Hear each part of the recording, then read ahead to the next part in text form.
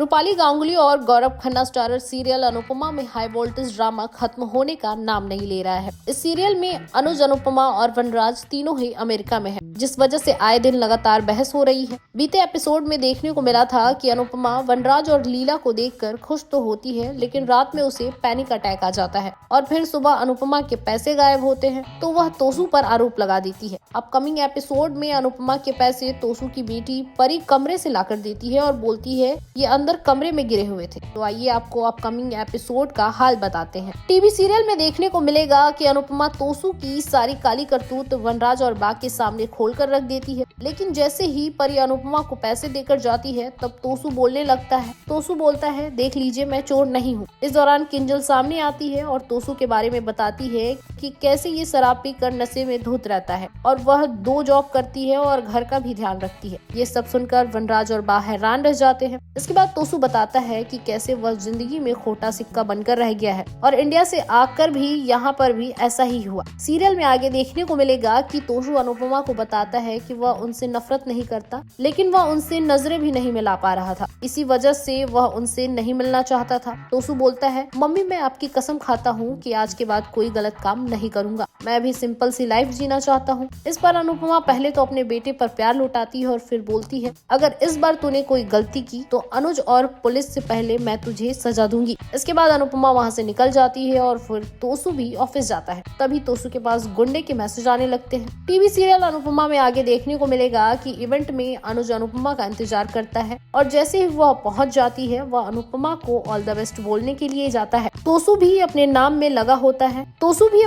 लगा होता है, लेकिन उसे बार बार गुंडों के मैसेज आते हैं। इस वजह से वह कुछ गलत ना करने की सोचता है। तो में आगे देखने को मिलेगा कि अनुज तोसू को इवेंट की जिम्मेदारी देगा, लेकिन तोसू वहाँ पर भी चोरी करेगा।